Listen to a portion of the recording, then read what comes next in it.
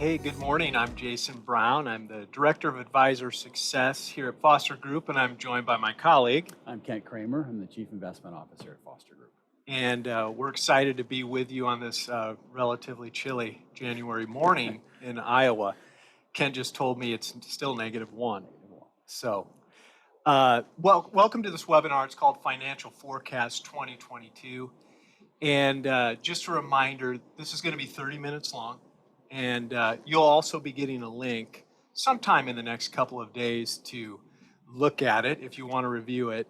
And then at the bottom of the screen, you can click the button and send us a question if you'd like to do that. Ken and I are going to do our best to preserve some time to answer your questions. The one thing we will do is if we don't get to your questions during the webinar, we'll make sure to answer them afterwards. So, Kent, this was really enjoyable. Fun to put this together with you. I think maybe you felt the same way too. And as we were preparing, you made this distinction between forecasts and predictions on the one hand and expectations on the other hand. I thought that might be a helpful place to start to talk us through these two different things. Yeah.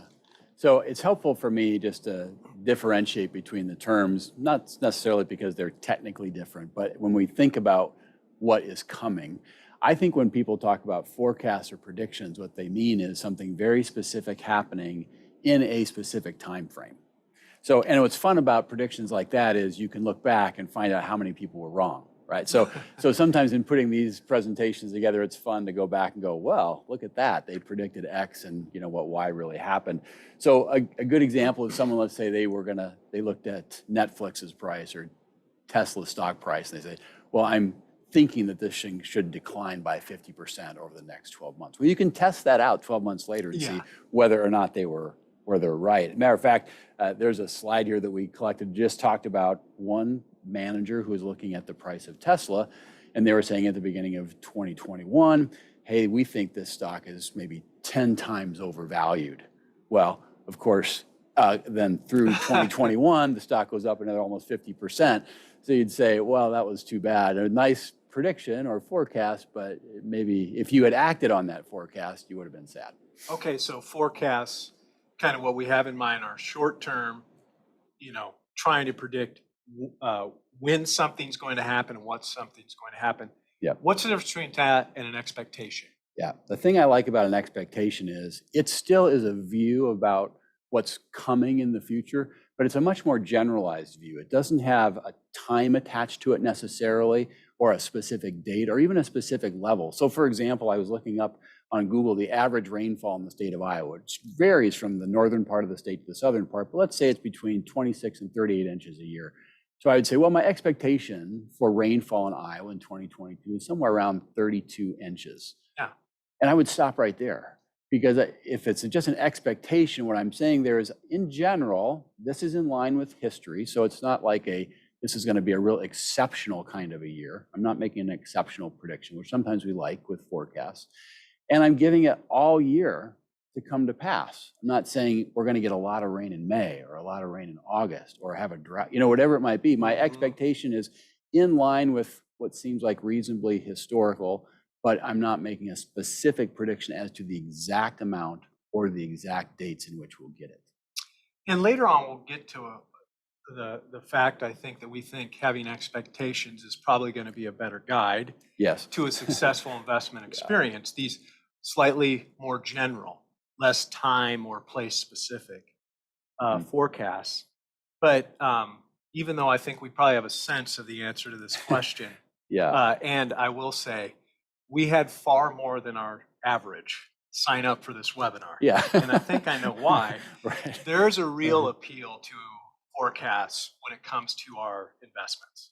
Yes, there is appeal. And of course, the appeal is we want to be able to act on foreknowledge. If we have the knowledge in advance that something is going to happen, positively or negatively, we can take action to either benefit from it or protect ourselves from it. So, the financial industry is just, they just love this whole topic of forecasting and predictions. There's an article that was forwarded to me from Bloomberg News where they put together kind of a catalog of forecasts. And there are 50 or 60 some entities that make these kind of forecasts and predictions, if you will, and Bloomberg just collects them and catalogs them all. And what's interesting to me is in that list of forecasts, there are going to be some that are going to be absolutely right. Yeah. And there are going to be some that are going to miss by a mile. But it just kind of says something about who we are, that we like to see forecasts and consume them and think about them. Well, and I will say, if Bloomberg probably had this list in 2020 as well, right? Yeah. And I doubt that any of them were really particularly accurate in what went on that year. Which maybe gets at my, next question, which is it possible to even have a type of forecast that is helpful with sort of our investment decisions? And again, you found some interesting information about one of the reasons why it's very difficult to forecast with a financial future, and it's because all of those inevitably are going to involve human action. Yeah, absolutely right.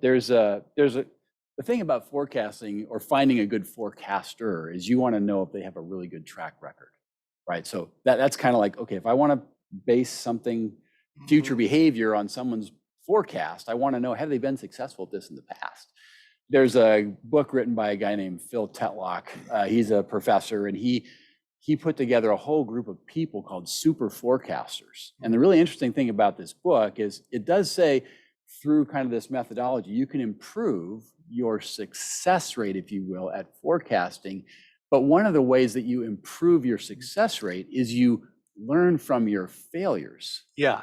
Which is interesting because it's like saying, well, so what you're saying is I have to fail at forecasting in order to get better at it, which should tell you something about our ability to forecast. And one of the reasons why that's so hard is because part of forecasting, especially in investment markets or let's say political markets, is it involves human behavior. And we came across this, this was in one of Vanguard's publications, and I really have a lot of respect for Vanguard organizationally. We use a number of their investments. We listen to their research people. And what they did is they looked back at their forecast 10 years ago for what the US stock market was going to be. And you can see on this chart that they forecast about a 7.4% return for the US stock market. The actual over the next 10 years from that prediction since 2011, it's averaged 16.8%. The really interesting thing was in the footnote, they say, well, the difference between our prediction, our forecast, and what actually happened was our model takes into account these kind of factors around valuation, things that you can measure and quantify. But what it doesn't do is it doesn't quantify human behavior. So right there in the footnote, it says we classify this deviation, their prediction to their actual. Which is pretty big. It's pretty big, 6.5%, okay? So as behavioral, because it's unexplained by the long-term fundamental drivers of valuation based on our research. So what they're saying is we have some things that we think are pretty well tied to stock price movements.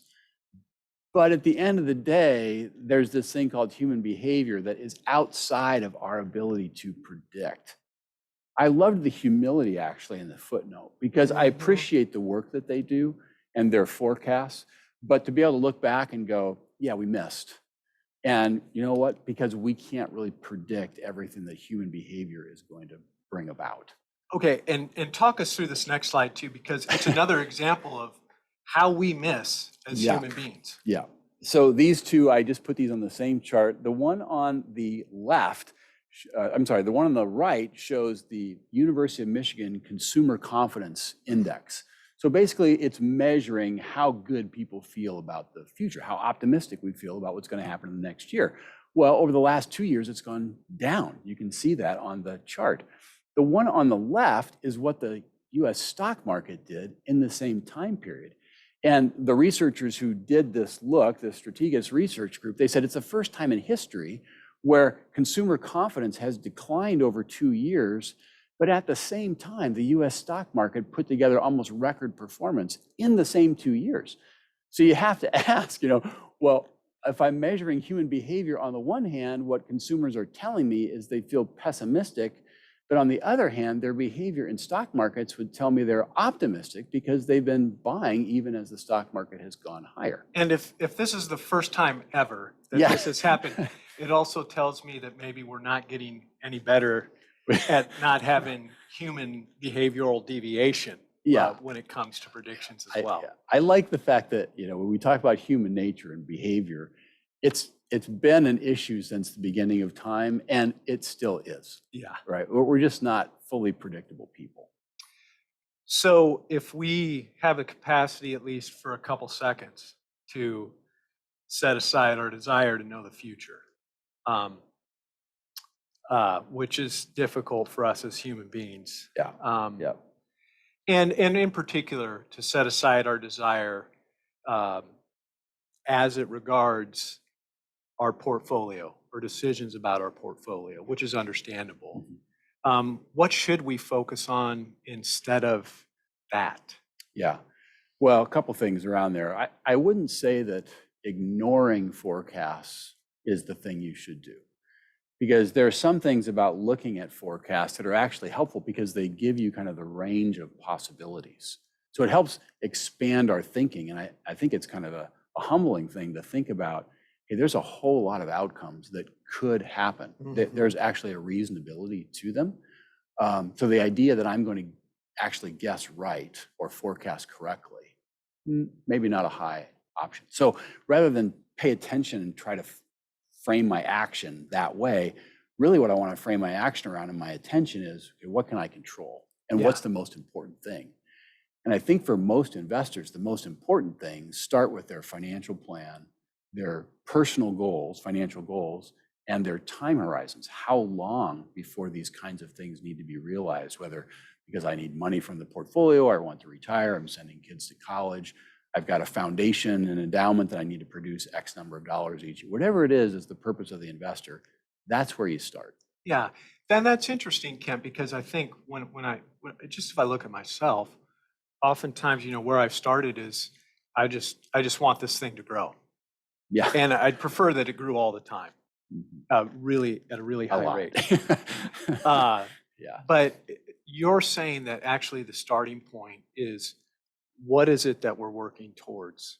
And then putting together a portfolio that's going to help us accomplish it. It's a big deal, and it's a different in perspective. So if we focus on that, what should we not focus on? Yeah. I mean, one thing is maybe predictions, right? But what are other things we shouldn't focus on? Yeah, that's a really great question. I think this is one where we kind of need to know ourselves, and we need to know what pushes our buttons. Because once we have a financial plan in place and hopefully a reasonable portfolio design, we can talk about that in a little bit.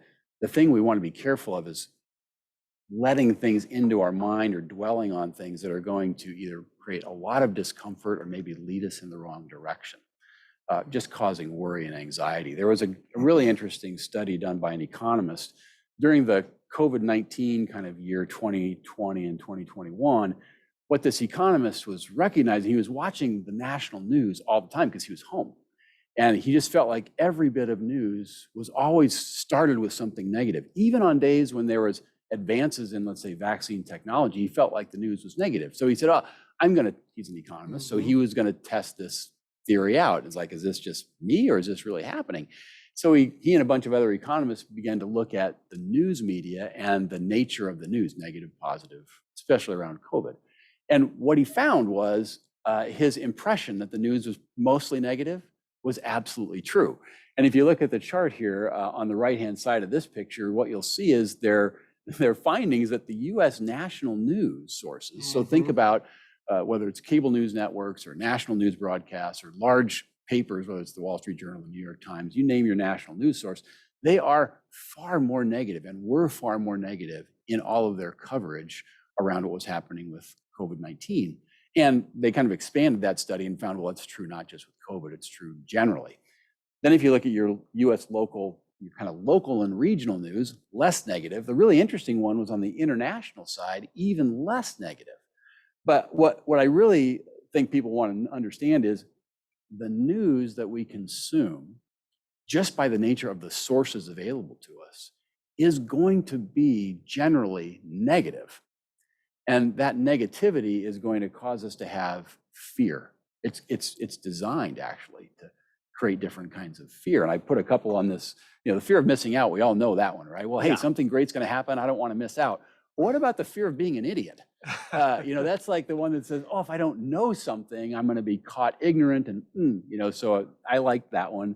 The other one that I thought of recently was this fear of losing everything, right? Because if we hear a bunch of negative news about how things are getting worse and worse, we can think, I'm going to lose everything and I have to take action.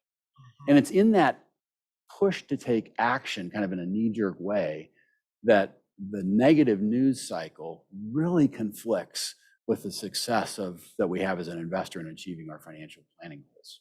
Those two things can really sit in opposition to each other. I listened to this podcast, and it very well could have been because you recommended it to me. And I'd like you just to take a minute here to, this researcher then hypothesizes why the news is more negative in the United States than it is in other places. And I thought it was fascinating. Yeah. So maybe you will too. Well, yeah, your explanation, I think you're right on. What they hypothesized was what grabs human attention is threat or fear, right? That if you can generate fear, you can get eyeballs.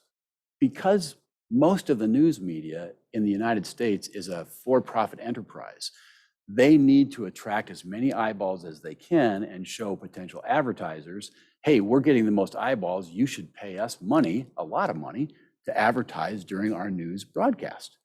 So if you want to succeed in a capitalistic environment as a for-profit news organization, you want to grab eyeballs. The way to grab eyeballs is create fear and then tell your advertisers that. And it becomes this kind of self-reinforcing cycle of, okay, I have to keep creating fear and more fear to keep getting more and more eyeballs attached to my news program or newspaper.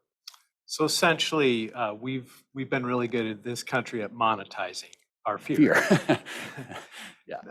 No surprise, we're good. Yeah. Well, I mean, universities and the whole departments have studied what human behavior responds to. It's not a secret that we respond to fear and threat. So if you can find ways to create feelings of that, you're going to get attention. So rather than paying attention to our fear, rather than paying attention to our greed, which is both those things are at work when we kind of long for these forecasts. We need to pay attention to this thing called expectations instead. Now, yes. What are some reasonable, what expectations should we have as an investor? I think that's a great question, because a lot of times when we talk about participating in the market, for example, people will say, well, I want to beat the market. And I'm always interested in that, because that we love competition, so we think I want to win. Yeah. But this beating the market sometimes can make the market feel like it's your enemy or your competitor, when really for an investor, the market is like your partner. And the market is a partnership between investors on the one hand, in terms of the stock market, investors on the one hand and companies on the other. Companies have a motivation to want to succeed and grow and produce profits to attract more investments from investors, which will, again, allow them to grow, but that growth is rewarding to the investors. And so you get this kind of virtuous cycle of profitability, growth, actually invention, progress. All those things tend to reward investors who then invest more. And we get this great cycle of, hey, this is a win-win proposition in terms of how the market works for the flow of capital.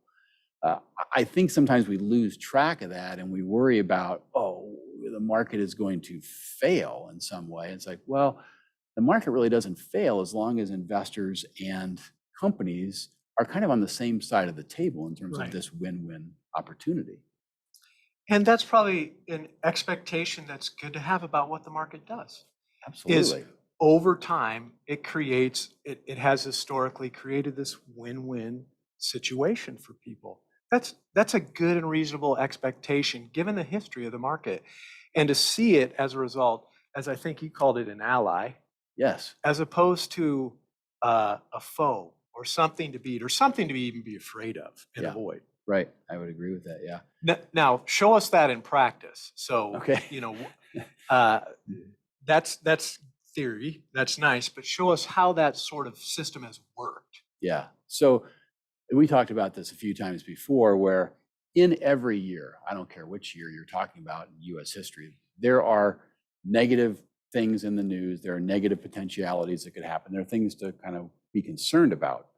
The interesting thing is when you look at the history of the market, the long-term trend of the market has been upward throughout good and bad times. And so this chart that we're looking at right now just shows kind of a distribution of positive and negative returns. And the point of this picture is that, hey, 75% of the years, calendar years that we look at, there was a positive return in the market. 1 year out of 4, there was a negative. So if I think about what's a reasonable expectation for how the market behaves, well, it seems like about 1 out of every 4, I should expect maybe a negative year. But overall, kind of overwhelmingly, 75% of the time in this particular picture, there are positive market experiences. You're getting a positive return. You're not losing money by participating. So we think about what's a reasonable expectation in the face of good or bad news. This picture would just say, well, a reasonable expectation is 75% of the time the market's going to be positive. And then if I stay invested over a long period of time, I'm really going to benefit from that 3 out of 4 times that the thing is positive. Well, and that would suggest that we have an expectation that 1 out of 4 times we actually expect it's Yes, not going to do well. And having both those expectations, I think, are pretty helpful in terms of being a good long-term investor. that's great. And I think that expectation, so when people talk about the next year, so 2022, in expectation, it's very hard to say, well, do I expect this to be a positive or a negative year? My expectation is over the next 10 years, I'm going to have more positive years than negatives. There's going to be a negative year here and there.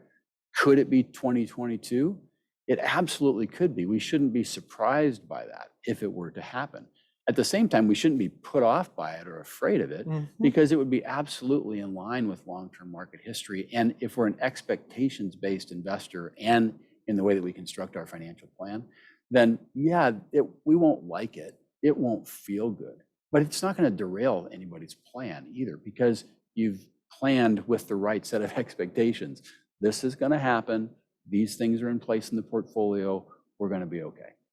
So if we put together this sort of portfolio that takes into account a range of future possibilities, at least on the equity side, and we decide we're going to stick with it for the long haul, what's a reasonable expectation for us in terms of maybe what the market is going to produce in terms of growth?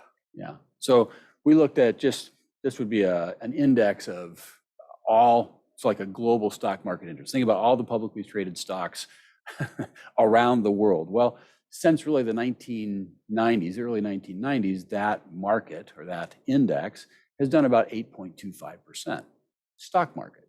So if you think about the stock part of your portfolio, would that be a reasonable expectation? I think it would be a reasonable expectation that something around that number would be kind of expected over the next 20 years or so. Now, what's going to happen next year again?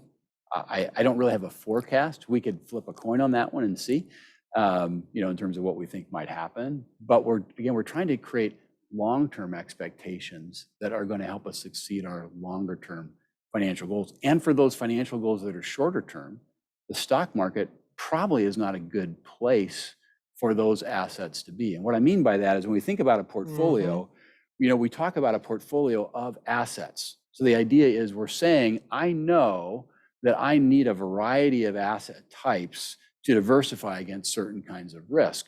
If we knew what was going to happen next year, I would only need one asset. I would need the asset that is going to do absolutely the best. Yes. But because I don't know, I need a portfolio of assets, some of which, hey, if the market does great, you know what? I'm present in that part of the market, I'm going to win. Other assets, if the stock market does poorly, bonds, for example, they tend to do relatively well, or at least preserve their value when the stock market does poorly. But I need to own the bonds before that happens. Right. I need to own some of them coming into the event. So you have a portfolio of assets that's constructed to hold through this market history that is very unpredictable in the short term. So Ken, as we wrap up sort of this discussion portion of our webinar today, what do you want to leave us with? What's kind of your final parting shots? Well, what I would say again is start with your financial plan. That's the most important thing. Understand your time horizon for the assets that are in your portfolio. Super important, will help you to worry less. Avoid the news sources that cause you anxiety. Just don't watch them. I get calls periodically and someone will be talking about a worry and I say, are you watching news and how much? And then I'll just say, stop.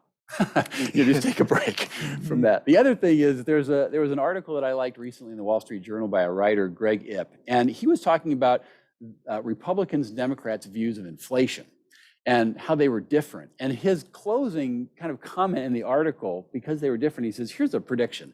One of these two groups is going to be wrong because they're both making predictions. They both can't be right. But then he said this, if you want to be prepared for the future, which I think is why these kind of webinars are popular, because we want to be prepared for the future, then flexibility, not ideology, is your friend. And what he was saying is when you look at the future, don't get locked into one view of it, that, hey, the future has to go along this path for me to be successful. If you're flexible, if you have a portfolio of assets that can succeed in a variety of circumstances over a long period of time, that flexibility is going to be your friend in terms of having a good future experience. Well, thanks so much for that, Ken. We don't have a ton of time to get to many questions, but there is at least one, potentially two, that I think are pretty interesting and maybe relevant. The first one is this, again, talking about expectations, what would be your expectation in regards to interest rates in 2022? And I want to follow it up with, and what should we do about it, if anything? Yeah, so the Federal Reserve has done a good job of kind of saying, we're planning on raising rates because inflation is relatively high, the economy seems to be humming along. So they're going to try to raise rates, they think, to slow things down a little bit, to put a damper on inflation. The likelihood is we'll see, let's say, a 25 basis point, 0.25% increase sometime in the first half of 2022. That seems to be a reasonable expectation. It's almost a forecast, and I want to be careful there. But what that means is, hey, when that rate moves, other rates move with it, because there are some rates that are actually just tied to that short-term rate. So like the prime rate might move. CD rates, people will say, well, when are CD rates going to go up? Well, if the Federal Reserve raises rates, CD rates in the short term, kind of where they're related to that Federal Reserve rate, they'll probably go up at that time. In terms of what we should be doing about it in our portfolio, I would say nothing. Again, this is that kind of thing where the market already knows or has an expectation of what's going to happen in 22 and is priced in to a degree those interest rate movements. So just like we talked about, if we got to be present to win, you want to have constructed your portfolio to basically go through that period, because we don't know how many raises, how high those interest rates will go, because the Federal Reserve, to their credit, they will do one thing and then it'll be we'll see what happens. An adjustment. Absolutely. Yeah. That's what we want them to do. That's a reasonable thing for the folks in the Fed to do. Now, Kent, you spoke pretty directly to this towards the end, but another question is basically, what's the best way not to let environmental noise or chatter influence our investment goals? Yeah. If you can, understand what your triggers are. If you watch certain news programs or broadcasters, or you read certain articles or editorialists, and you feel your heart rate moving, you feel your anxiety level rising, what I would say is, even as much as maybe you agree with what's being said by that prognosticator or news reporter, if it's causing you that kind of anxiety, you should just consume less of it. You'll be happier, and I do believe you'll have a better financial experience because you'll worry less, you'll be tempted to take action less frequently, less urgently, and pretty much every bit of research would say that people who can be in the portfolio for a long time to benefit from that compounding over a long period of time, kind of through the thick and thin, they tend to do the best. It's really hard for us because we believe there's something out there that's telling us to take action. But we need to remember our financial plans are much longer term pieces. And so, but boy, the news industry, like we talked about, they know how to create fear, anxiety. And so you just want to avoid those triggers. Well, in general, I'll say too, I don't need much help paying attention to my fear. Yeah, doesn't take much. No. Well, thanks, Kent. Thanks to all of you for joining us today. Just a reminder, you're going to be getting a link so you could watch this again. For those of you who are clients of Foster Group and have joined us, we just want to say thank you and thanks for being clients. If there's anything you want to talk about that you heard today, we'd love to talk more about it with you. And also for those of you who aren't yet clients of Foster Group, if you're interested in having a conversation about a couple of the things that Kent talked about, number one, putting together a financial plan to accomplish your goals. And then number two, I think just even entertaining the possibility of putting together an investment portfolio that doesn't require a lot of anxiety, that doesn't require a lot of trying to figure out exactly what's going on in the future, and could be, or give you a really good shot at being successful over the long haul. If that sounds appealing to you, we'd love to talk with you even about the possibility of that. And finally, we continue to learn more about how these can be more effective to you. So we would very much appreciate it. You'll be getting a link for some feedback. And if you can give us some feedback on this webinar, we'd be grateful for that as well. So thank you so much for joining us today. Here's to hoping it starts to warm up again.